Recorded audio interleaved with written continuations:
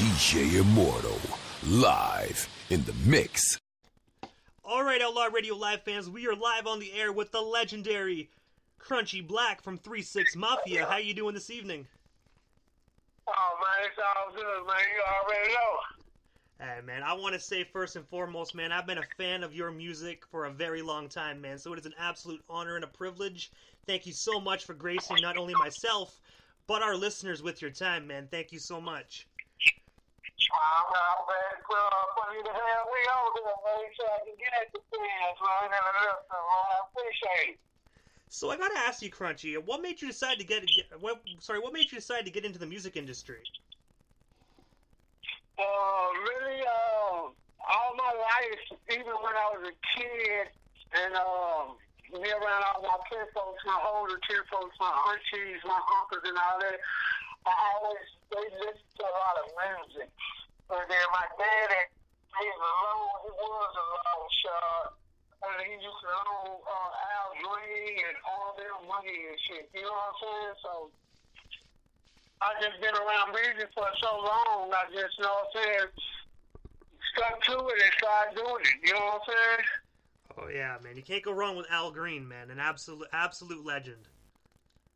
Yeah, Al Green, legend. I was in the studio when I was a kid. A couple of times, my dad went up to the little studio in South Memphis, where Al Green used to record there sometimes, and watch them do their songs. Never knew, you know what I'm saying, they were some of the songs that I was going to hear in life. You know what I'm saying? Yeah. So, from 1997 to 2006, you were signed to Hypnotize Minds Records. I have to ask you, how did that record deal initially come to be? What's the story behind that? Really, I think me and Paul man was all friends. Me and Paul was friends, and Lord up was friends, and shit like that. Me and Lord up and Paul was hung out a lot. And Paul and Lord up was already doing music at the time. It was like the mixtapes and stuff like that at the time. So I just started teaming up messing with Paul, and Paul used to DJ a lot of parties. So Paul used to DJ a lot of parties, and I used to be like a little bad kid running around in everybody's neighborhood doing whatever, you know what I'm talking about? Yeah. And I ended up getting up with Paul and him after they started getting a little notice and getting a little name for themselves. I started getting up with them in the music game. And a lot of folks around the whole city used to tell Paul, man, you know, the black dudes will be with you all the time. You gotta rap. Why you don't do put them on some of your stuff? So Paul ended up coming to me one day. Like, Crunchy, I ain't know you know how to rap. I'm like, yeah, I rap, but you know, I don't rap like everybody else rap, and I don't rap about like shit that y'all rap about. You know, I rap about some real shit. You know what I'm saying? So Paul ended up asking me to get on a song, and at the time he asked me to get on a song, I had did some little bullshit that I probably didn't need to be doing, and that's where we came up with the song called "I Gotta Touch Him." You remember? I gotta touch him, I gotta touch him. I know he's real, I gotta touch him, I gotta touch him. You know what I'm talking about? Oh man, that's one of my favorite tracks, man. One of my absolute favorites. Yeah, that's when we ended up coming up with that song, and all that. That was like my first song that I ever did with Paul. I Gotta Touch Him.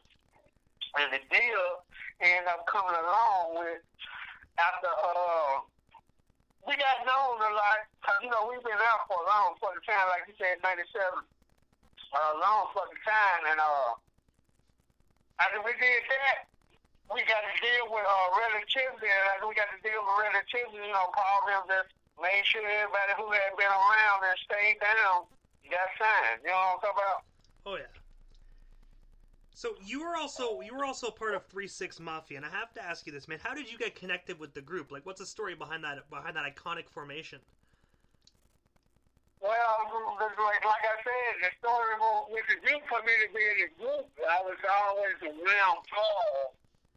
Like I said, Lord up in the power, they really started 3-6 Mafia. They really started the rap shit with all us Juicy and Pat was doing their thing on the north side, and Charlie was doing their thing in BAZ. I ended up getting with them because I was hanging around. I used to be in BAZ, Black Haven all the time. I was coming from North Memphis going to Black Haven. You know what I'm saying? So I used to be out there all the time and end up running to Paul here. Paul used to be a DJ at some of his parties and shit. And like I said, at the same time, he was making mixtapes. And we ended up just rapping on it like I did, I got him touching, and after I got him touching, I just was on everything. And after that, Paul and Juicy ended up thinking that I was good enough to be in the group 36 Mafia. And also, in 2006, you, along with the rest of the 36 Mafia, won an Academy Award for the song It's Hard Out Here for a Pimp for Best Original Song. What was that experience like, actually winning an Academy Award? Oh, it was love.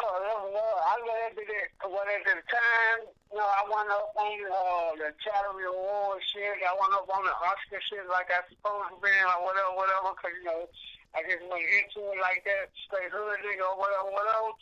But Paul just started telling me, like, the Oscar, that's the biggest shit, that's high as you can go, and can't nobody take that away from you. But it was love. I loved it. I loved every moment of it. Yeah, man. Honestly, like you said, the Oscar shit, man. That's really huge, man. There's not a lot of artists out there that can really say, "Look, I got an Academy Award. I got an Oscar." You know what I mean? That's really huge. Right. So, your debut album called On My Own was released on September 19th, 2006. I have to ask you, what was the story behind that iconic record? Also for real shit, just to keep it real with y'all and the fans, and I didn't put that album out. Paul and Juicy put that album out after I left Paul and Juicy them after the Oscars. They ended up putting the 2 albums out on my own, and For Me to You. I feel like they did it to be low down. I don't really know what the reason was. Didn't see no money off that album. Another one of them albums, so I can't really tell you about what was going on with that shit. I just feel like they was being low down because I left. You know what I'm saying? First and foremost, I want to say I didn't know that happened to you, Crunchy, and I want to say I'm sorry that happened to you, man. But you know what? Even without that album, man, you're still a very influential and amazing artist, man. You produce some massive classics within the music industry. I appreciate it like a motherfucker. We ain't gonna worry about spoiled milk. You know what I'm saying? Spoiled milk is just spoiled milk. You know what I'm talking about? It'd be different if, you know what I'm saying, the situation was somebody made me to be who I am, and they was gonna be able to take it away from me. I got a new album finna come out.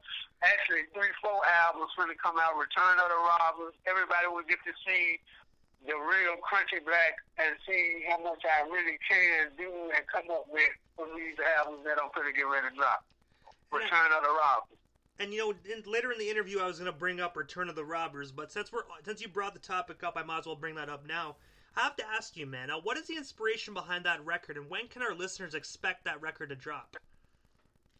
Well, the first 2 of them is through. I got 4 on to do with like a little series of Return of the Robbers. The first 2 through, so y'all will be getting that in the middle of the tour, and the tour starts like in March. So y'all will get that in the middle of the tour. I'll be picking up the date and sending y'all the single and stuff over there to y'all, so y'all can put it in heavy rotation for me. But it'll be out in a minute. Everything through, I'm getting them all mixed down and mastered right now, so all the songs is through right now.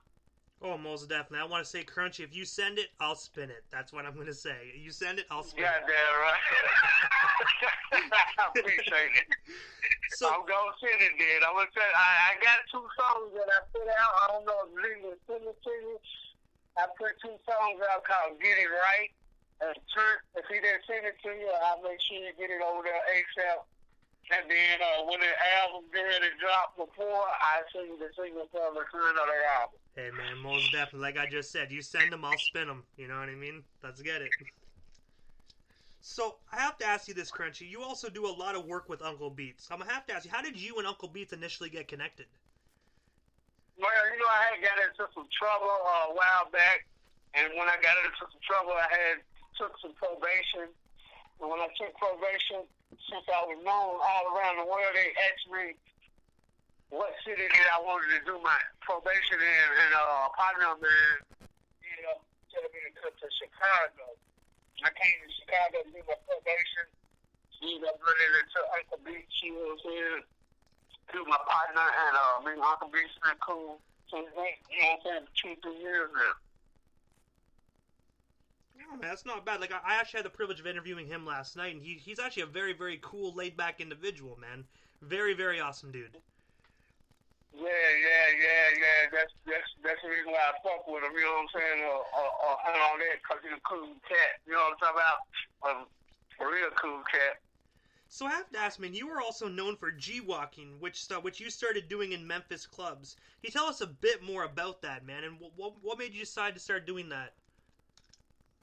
Well, there's a club in Memphis that nothing but the hood people could go to called Studio G. Studio Gangsters or whatever they call it, Studio G. And we all from every bad neighborhood. We went to that club, and the club was at the top of Bill Street in Memphis, downtown. And every day we went in there, well, not every day, but Saturdays and Sundays. And then I mean, on Fridays and Saturdays, we went in there, we danced like crazy. And we used to have at 12 o'clock DJ Paul, GCJ, DJ Squeaky, DJ Zay. Somebody used to be on at 12 o'clock at night. At 12 o'clock at night, whoever DJ was on at 12, he would play his signature song. And when they play their signature song, everybody in the club would go crazy and just dance. And we had this middle floor where everybody would dance around the floor, and they would battle each other. They would battle each other and dance, and we would come up with dances, we would make our own dance and everything. And we came up with the gangster walk, and the gangster walk would end up was the shit. And then when one day we was doing it, and I ended up doing a little dance that y'all see in Nowhere now, and it just took off from there. You know what I'm saying? It just took off from right there. You know, right now it's called bucking and juking because the young guys don't want to give the young guys in Memphis, they show me love, but I feel like the love should be shown the right way. I don't diss the young guys that's doing it right now, but it's called gangster walking. You know what I'm saying? They call it G-walking.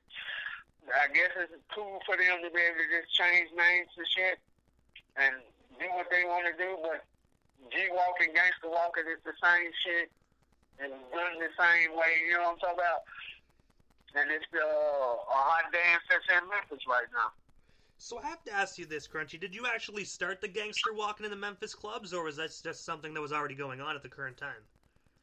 No, well, the way that we do it, the way that they doing it now, I started it. You know what I'm saying? The way that you see people doing the gangster walking and shit that you saw me doing all the things in my videos, I started it. And that's what I mean about the young guys, really. They show me love.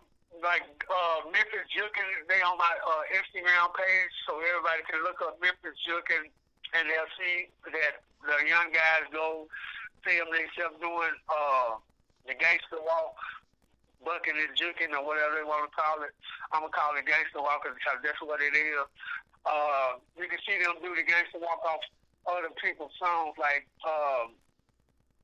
Moneybag Yo, Black Youngster, 36 Mafia, shit, who else I saw them do shit off, a lot of people do. Anybody from Memphis, they doing their songs, they doing the gangster walk off there, and other artists too, but, I started this shit. And you know what? You also had the opportunity to rock plenty of microphones with the late, great Bushwick Bill. I have to ask you, what was it like working with him, and how did you and Bushwick initially get connected? A long time ago, really, long time ago. Me and Pauline was all around the world, and we messed with all the biggest artists that was out at the time. And Bushwick Bill, the Ghetto Boys, was one of the groups that we messed with. And me and Bushwick we just got close. Bushwick came to my city, Memphis, and stayed with me to work on some music for about 2 or 3 months. And then before he died, he came to Chicago and hung out with me for like 2 or 3 more months and did a tour with me. Me and him did a tour, and we worked on an album called Ghetto Mafia. So we got an album that we're going to put out in a minute. Well, that I'm going to put out in a minute and make sure it's going to get some money out of it, called Ghetto Mafia. But on the Return of the Robbers, right, the first one, I got a song on there called She Got a Big Old Booty with me and Bushwick that's coming off the album Ghetto Mafia. I'm going to put one of the songs on Return of the Robbers with me and Bushwick. So me and Bushwick been cool for so fucking long, you know what I'm saying? Rest in peace, Bushwick. I agree with that one. Rest in peace, Bushwick Bill. Another one of my absolute favorite artists. So when I saw that you've done a lot of work with him, man, I had to ask that. I have to ask you, when you have that album coming out, do you know the estimated release date when our listeners will be able to hear that song between yourself and Bushwick? No, I don't. Like I said, I got it in the studio right now. I'm getting mastered and mixed down real good because I don't want to just put anything out there. The whole thing is to let people know that for me to use on my own album wasn't all me. You get what I'm saying? And it didn't get put together the way it's supposed to be put together, the way an album's supposed to be put together. And they didn't do a lot of shit that I feel that they do to all the other 3 6 Mafia albums. That's why I felt like they were just trying to be low down. You get what I'm saying? But you'll most definitely get the date. Everybody I do interviews with, everybody I did anything with for the radio, internet radio, anything. I'm gonna make sure I write all this shit down, and I'm gonna make sure y'all get the singles and you'll have the date when the album gonna come out and everything. So right now we partners, nigga. We brothers. You know what I'm saying? So you stuck with me there. Hey man, I gotta say that's an absolute honor coming from you, man. I've been a huge fan, like I said at the beginning of the broadcast, of yourself and 3 6 Mafia. So, man, this is just a surreal moment for myself as a host to have you on my show, man. So, hey, man, I can't say no to that. I appreciate it, man. Anybody who, like me, I like them back, man. My mama always told me they only like a motherfucker that like you. You know what I'm saying? Don't hang around folks that really don't like you, so I appreciate it. Hey, man, you know what? Your mom right there has some great quotes, man. That's some real talk right there. So also, man, 3 6 Mafia, as you said earlier, is returning for a reunion tour. Can you tell us what we can expect from that, and also what are some of the venues you all are going to be hitting up? Well, we got a bunch of venues. We got New Orleans. We got St. Louis. We got Detroit. We got a gang. It's a lot of cities that we're going to, and what y'all can expect is real talk. Y'all can expect something for the young people who never saw or never been to a 3 6 Mafia show. The night tours, they gonna get to see what really crunk music is. You know what I'm saying? They gonna really get to see what 3 6 Mafia capable of and what 3 6 Mafia used to be doing out here. You know what I'm saying? Like keeping the people crunk, giving y'all good music. And also, May 9th, 2020, in Charlotte, North Carolina, 3 6 Mafia and No Limit Records will be together at one venue, 2 reunions, 1 night. What can we expect from that particular event? And I have to ask you, when do tickets currently go on sale for that show? I think tickets already on sale for that No Limit 3 6 Mafia show. I think it is. I saw Paul put it up on Instagram saying that tickets were going on sale or something like that. But you can always go, I guess, the Ticketmaster or whatever, and see show. I mean, the chicken feed show, but that's gonna be a crazy show. No Limit and 3-6 Mafia. Come on, y'all already know that's gonna be a crazy show right there. Oh man, most definitely, man. You got Master P, you got all of No Limit, you got Crunchy Black, We got and 3-6 Mafia. Yeah, we got Sippy Shotgun, they got Real X, they got all of them, man. Everybody coming out there for a couple of No Limit shows that they been doing. I went to with Uncle Beach. Me and Beach went to those shows, and it was off the chain. So just imagine 3-6 Mafia get on them shows. With them, it's gonna be crazy. It's gonna be a super showdown. Let's just say that. That's gonna be crazy right there. So I have to ask you, Crunchy. There's a lot of individuals in the music industry right now. Some of the young people that are really trying to make it as a real hip hop artist. Man, what's some great advice you can give some of these young cats trying to make it? Yeah, man, I just tell them, man, they get a good team behind. You know, a lot of times, a lot of folks have people around them. Just yes, man, just saying yes to everything they do, everything they, try to put it out or interview. So you want you a good team behind you that's not just saying yes to everything you want to do and really giving you good advice about how to do certain things that you're trying to do. And being loyal to yourself and being loyal to the music game. Like, I used to always hear people saying that if you want to be in the music, the music game, you want to be give it 100%. You know what I'm saying? You can't give the music game 50% and try to give something else the other 50%. You got to give the music game 100% so you can be all the way in it and focus on what you're trying to do, your craft. If you rap, you sing, you play drums, you do whatever you want to get that 100%, so you can be able to get what you're supposed to be getting out of it.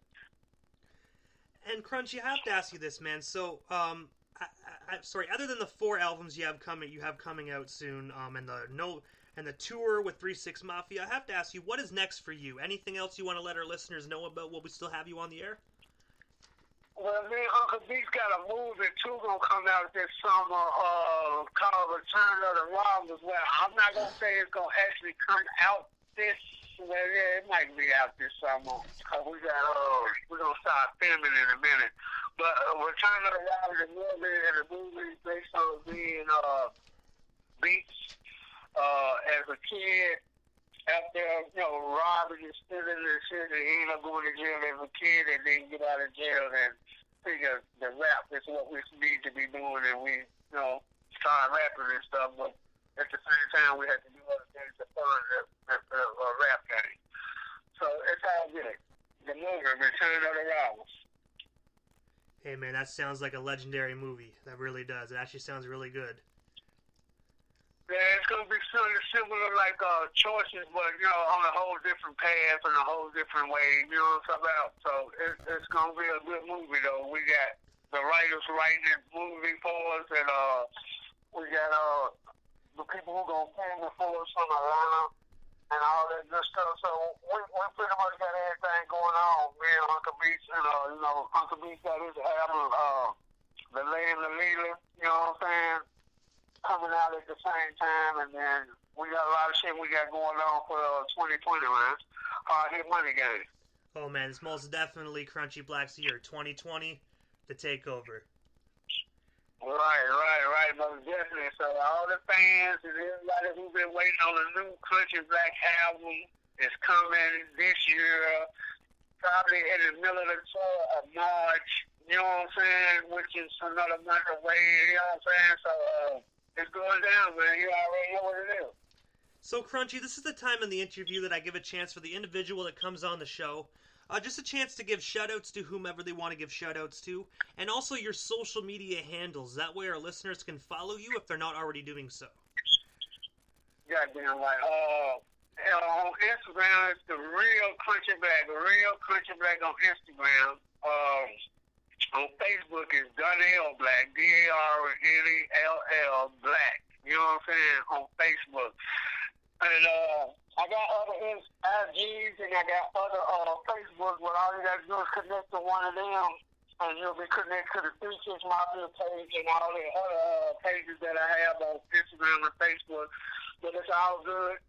I'm going to send a big shout out to, everybody I fuck with me, what I'm saying, Leland, Psycho Capone, my producer, what I'm saying, the dude who make all the beats on this new music, on the new albums, Psycho Capone, what I'm saying, Deli Dale, what I'm saying, Project Pat, what I'm saying, Project Pat with the Money Train over there, DJ Paul, Ginger J, what I'm saying, Blue, all of the rest in peace, Coop, rest in peace, Lord F, much love, y'all already know what it is.